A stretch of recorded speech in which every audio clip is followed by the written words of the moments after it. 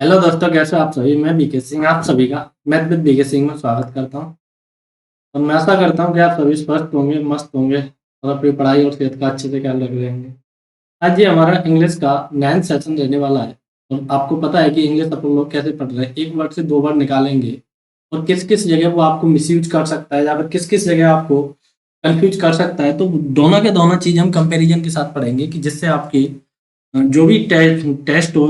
और ये स्पेशल रहने वाला है क्लोज टेस्ट और फिलिंग द ब्लैंक्स के लिए। देखो, जब भी आप फिलिंग द ब्लैंक्स भरने जाते हैं तो चार ऑप्शन होता है, क्लोज टेस्ट में भी चार ऑप्शन होता है, तो पता नहीं पड़ता है कि कौन सा लगाना है कौन सा नहीं लगाना है। तो लेकिन आप इस प्रकार से पढ़ेंगे तो आपको क्लियरिफाई हो जाएगा कि अपन लोगों को नाउन के बाद क्या लगाना है, प्रोनाउन के बाद क्या लगाना है और किस जगह अपन लोगों को रखना है। तो बिना किसी देरी के पहला वर्ड है आपकी स्क्रीन पर। देखो, ऑल राइट और ऑल राइट, इसे बोलते हैं ऑल राइट और इसे बोलते हैं ऑल राइट। लगभग प्रोनाउंसिएशन दोनों का सेम है, लेकिन ऑल राइट करके कोई वर्ड नहीं होता है। और इंग्लिश में ये गलती आपके लिए बहुत दिया जाता है कि ऑल राइट लिख दिया जाता है और उसके बाद आपसे एरर पूछा जाता है और आपको पता भी नहीं पड़ता और आप एरर को सही करके चले जाते हैं। तो इसका सही वर्ड है ऑल राइट। तो ऑल राइट का मतलब होता है सब ठीक है। तो जिस प्रकार से आप किसी का हाल पूछे तो सब ठीक है, तो एवरीथिंग इज ऑल राइट। अब देखो, इस प्रकार से आपको यहाँ पर गलती करके छोड़ देगा और पता भी नहीं पड़ेगा आपको कि गलती है, आपको लगेगा कि ये ऑल राइट सही ही वर्ड है। तो पहला वाला सेंटेंस इनकरेक्ट हो जाएगा, गलत हो जाएगा, सेकंड सही हो जाएगा क्योंकि इसमें क्या है, ऑल राइट है। तो इसमें हमेशा आपको क्या रखना है, स्पेस रखना है। जब तक स्पेस नहीं हो तो वो आपके लिए एरर माना जाएगा। इससे पहले वाले वीडियो में मैंने ये परसेंट भी बताया था, तो परसेंट के लिए भी आपको बड़ा ख्याल रखना है। इस प्रकार से आपको लिखा मिलेगा, लेकिन इंग्लिश में इस प्रकार का कोई वर्ड होता ही नहीं है। ये इनफॉर्मल वर्ड माने जाते हैं जो इंग्लिश में होते नहीं है। तो ये इनफॉर्मल वर्ड है और ये फॉर्मल वर्ड है, तो पर आपको अलग लिखना है, सेंट अलग। इसी प्रकार से ये भी आपको अलग अलग लिखने हैं और ऑल राइट करके कोई वर्ड नहीं होता है। नेक्स्ट वर्ड है ऑलवेज और ऑलवेज। देखो, ये ऑलवेज और ऑलवेज दोनों का लगभग, देखो प्रोनाउंसिएशन आप करेंगे रफली तो दोनों का सेम ही है, लेकिन अगर थोड़ा सा भी फोकस करेंगे तो प्रोनाउंसिएशन में आपको थोड़ा सा अंतर मिल जाएगा। लेकिन हिंदी में इनके दोनों का यूज अलग अलग है। ऑलवेज का मतलब होता है हमेशा, और ऑल अलग हो और वेज अलग हो। तो वेज माने आपको पता है रास्ता होता है, तो हर तरह से। तो किसी के साथ जो कायम आप हर तरह से करें, हमेशा करें, तो उसे आप ऑलवेज बोलते हैं। तो और नीचे वाला ये है ये। तो देखते हैं example, he is always misbehaves with me. तो देखो, मिसबिहेव्स माने होता है बुरा व्यवहार करना, बुरा व्यवहार करना। तो हिंदी अर्थ निकालना है इसका, तो ही ऑलवेज, वह हर तरह से मेरे साथ क्या करता है, बुरा व्यवहार करता है। हर तरह से बुरा व्यवहार करता है कि हर प्रकार से बुरा व्यवहार करता है। तो आप कहेंगे कि हर तरह से नहीं, वो हमेशा मेरे साथ बुरा व्यवहार करता है। जब भी आप उससे मिलते हैं वो हमेशा आपसे गाली गलौज करता रहता है। तो जब भी आप एनी बड़ी किसी भी टाइम मिले तो वो हमेशा आपके साथ बुरा व्यवहार करता है। तो हर तरह से बुरा व्यवहार का मतलब ये नहीं है कि कभी वो आपके गाल पर थप्पड़ दम दे, कभी कुछ कर दे, तो इस प्रकार से नहीं करता है। तो नेक्स्ट देखेंगे, ही always helps, he will help you, why always. तो ऑलवेज होगा ये, he will help you always. देखो, ये थोड़ा सा एरर है, तो इसमें आपको देखना है। अब देखो भैया, आपकी हमेशा मदद करता है कि हर तरह से मदद करता है। तो देखो, ये आगे पीछे रेफरेंस पे आपको देखना पड़ेगा कि वो किस प्रकार से मदद करता है। हेल्प वो ये हो सकता है वो आपकी हमेशा भी करे, लेकिन अगर वो हेल्प आपकी कभी फाइनेंशियली कर रहा है, कभी फिजिकली कर रहा है, तो किस प्रकार से आपकी हेल्प कर रहा है, तो वो ऑलवेज आपको यहाँ पर रेफरेंस लेना पड़ेगा कि ऑलवेज आना है कि हमेशा करता है कि हर तरह से करता है। तो ये डिपेंड ऑन रेफरेंस पर रहेगा, आगे पीछे के सेंटेंस देखकर देखेंगे। ये next word seldom, if ever और सेल्डम और नेवर, ये काफी इतने प्रचलन के वर्ड हैं। एसएससी हो चाहे एयरपोर्ट हो, कोई सा भी एग्जाम हो जहाँ पर इंग्लिश आती है। और ये देखो, हिंदी अर्थ है इनका शायद ही कभी, दोनों का लगभग हिंदी अर्थ सेम है, लेकिन एरर क्या दिया जाता है, सेल्डम इट एवर के बाद नेवर दे देता है और के बाद एवर दे देता है। लेकिन याद रखने का मैं थोड़ा सा आपको यहाँ पर तरीका बता दूं। देखो, ई के बाद एफ आता है, बस आपको इतना ध्यान रखना है। जब भी इफ आए तो उसके बाद ऑलवेज एवर आएगा, और आए तो हमेशा नेवर आएगा। बस इससे आपको ध्यान रखना है कि ई के बाद एफ आना है, नहीं तो आप पेपर में पता भी नहीं पड़ता है और गलती हो जाती है। देखो, अब पहला सेंटेंस कि Mohan seldom if never tells a lie. Mohan शायद ही कभी झूठ बोलता है। तो देखेंगे कि आप इसका हिंदी अर्थ तो निकाल पाएंगे, लेकिन इफ के बाद क्या दिया है, इसने नेवर दिया है, तो ये सेंटेंस गलत हो जाएगा, क्योंकि आपको नेवर की जगह क्या करना है, एवर करना है। जब आप एवर करेंगे जब ये सही होगा। तो मोहन शायद ही कभी टेल्स अ लाई, झूठ बोलता है। तो इसका मतलब ये है कि मोहन ऑलवेज सत्य बोलता है, और लेकिन शायद ही कभी जब भी जरूरत पड़ी है तो वो झूठ बोल भी सकता है। तो मोहन सेल्डम और एवर, देखो इस प्रकार से आपको गलती दिया जाता है। एवर और के बाद क्या दिया दिया जाएगा, एवर दे दिया जाएगा। तो सोहन सेल्डम और एवर स्पीक द ट्रुथ। तो ये सोहन है, ये शायद ही कभी सत्य बोलता है, तो ये ऑलवेज ट्रुथ बोलता है, ये ऑलवेज झूठ बोलता है नीचे वाला, लेकिन ऊपर वाला ऑलवेज सत्य बोलता है। लेकिन ये हिंदी तो आप निकाल पा रहे हैं, लेकिन और के बाद आपको क्या लगाना है, नेवर लगाना। तो इस प्रकार से आप गलती को सही करेंगे।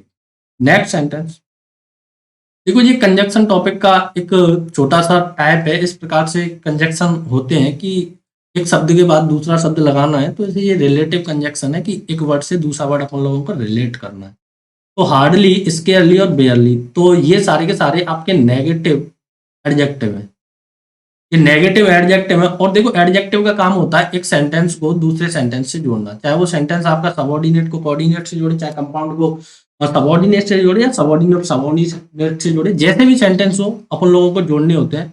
लेकिन देखो, जब भी अपन लोग डिटेल से डिस्कस करते हैं तो कंपाउंड सेंटेंस उसे बोलते हैं जो कंपाउंड कंजक्शन के माध्यम से जोड़ा होता है, तो ये अलग मैटर होता है। लेकिन फिलहाल अपन लोग यहाँ आपको एरर फ्री करने की कोशिश कर रहे हैं, तो उसके बाद क्या लगाना है, बस इस पर थोड़ा सा फोकस करना है। सारे के सारे नेगेटिव वर्ड हैं, इनके साथ आपको नॉट का प्रयोग भी नहीं करना है। तो हार्डली, स्केयरली और बेयरली, तो हार्डली वाले में होता है मुश्किल से, स्केयरली वाले मुश्किल से, और बेयरली भी वाले होता है मुश्किल से। इन सबके साथ आपको क्या लगाना है, व्हेन और बिफोर लगाना है। व्हेन और बिफोर में से आप कुछ भी लगा सकते हैं, दोनों लगा सकते हैं।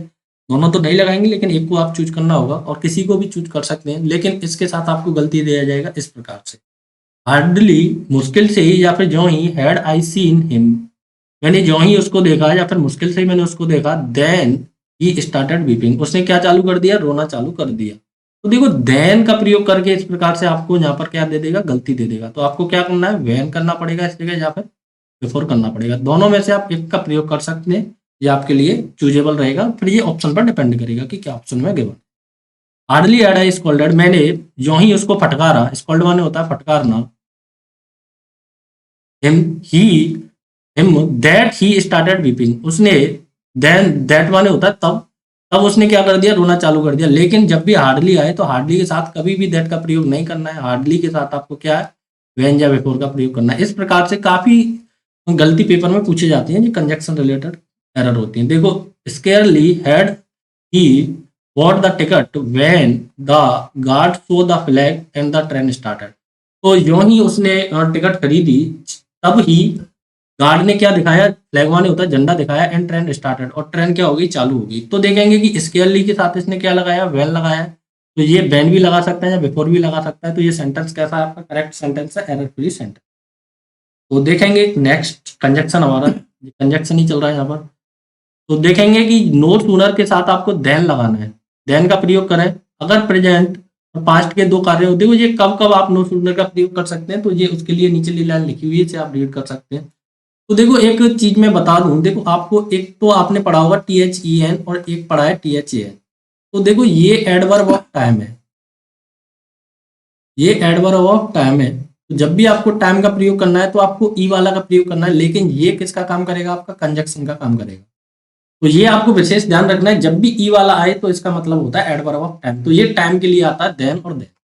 तो देखते हैं पहला sentence, no sooner did I, no sooner का मतलब वही होता है जो हार्डली स्केयरली का होता है, लेकिन इसका कंजक्शन थोड़ा सा अलग होता है, जो बाद वाला रहता है। तो इसके साथ आपको ये गलती करके दे दिया जाएगा, no sooner did I see him, जब ही मैंने उसे देखा, व्हेन ही स्टार्टेड वीपिंग, उसने क्या चालू कर दिया, रोना चालू कर दिया। देखो, व्हेन का प्रयोग करके यहाँ दे दिया जाएगा, व्हेन कब आएगा। अब देखो, ऑप्शन आपको डिपेंड करेगा कि आप यहाँ पर आपको ऑप्शन में स्केयरली दिया है, बेयरली दिया है, या फिर और भी कोई कंजक्शन दिया है। अगर आपको व्हेन डिलीट करना होगा तो व्हेन वाला ऑप्शन कंजक्शन में होगा, अगर आपको ये आगे वाला डिलीट करना होगा तो आगे वाला ऑप्शन में होगा। तो यहाँ पर लेकिन हमें व्हेन डिलीट करना है, क्योंकि नो सूनर के साथ ऑलवेज क्या आएगा, देन आएगा। ए वाला आएगा, ई वाला नहीं लगा देना, क्योंकि ई वाला adverb of time. Next sentence देखेंगे, no sooner had the train arrived, जो ही ट्रेन पहुंची, देन, देखो ये आपको गलती दे दिया, यहाँ पर क्या दे दिया, ए की जगह क्या कर दिया, यहाँ पर ई कर दिया। तो आपको क्या करना है, THA, एडवर्ब ऑफ टाइम नहीं लगाना है, क्योंकि यहाँ पर अपन लोग कंजक्शन का प्रयोग करना है। देखो, कंजक्शन का प्रयोग होता कब है, देखो एक वर्ब आ गई आपकी यहाँ पर एरर, तो जैसे ही एक वर्ब आ जाती है तो आपका एक सेंटेंस कंप्लीट हो जाता है। तो जब तक देखो, एक वर्ब के बाद अगर अपन लोग टू से जोड़े या फिर किसी एक वर्ब को दूसरी वर्ब से जोड़े, तो जब तक आपका सेंटेंस कंप्लीट नहीं होता। लेकिन देखो, यहाँ पर कोई दूसरी वर्ब नहीं है, तो एक सेंटेंस आपका कंप्लीट हो गया। और नेक्स्ट सेंटेंस आपका चल रहा है, ये देखो रस्ड आ गई, ये सेकंड वर्ब हो गई। तो जितनी वर्ब उतने सेंटेंस, कब, जब वो वर्ब आप जुड़ी नहीं होनी चाहिए, कनेक्ट नहीं होनी चाहिए।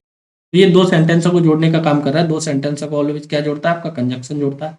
तो इस प्रकार से आप देखेंगे कि ये रूल्स हैं आपके पेपर में इतने पूछे जाते हैं, इतने रिपीटेड होते हैं कि आपको अगर पूरा इंग्लिश नहीं पता है, अगर आप इन रूल्सों को पढ़कर भी आप पेपर में जाते हैं तो काफ़ी अच्छे प्रकार से अपना पेपर सॉल्व कर सकते हैं और काफ़ी अच्छे नंबर भी गेन कर सकते हैं। तो मैं आशा करता हूँ कि ये वीडियो आपके लिए काफ़ी ज़्यादा हेल्पफुल रहेगा और वीडियो देखने के लिए धन्यवाद और वीडियो को शेयर करते रहिए। अगर कुछ भी चैनल से फ़ायदा होता है तो आप चैनल को सब्सक्राइब भी कर सकते हैं। Thank you for watching, take care, bye bye.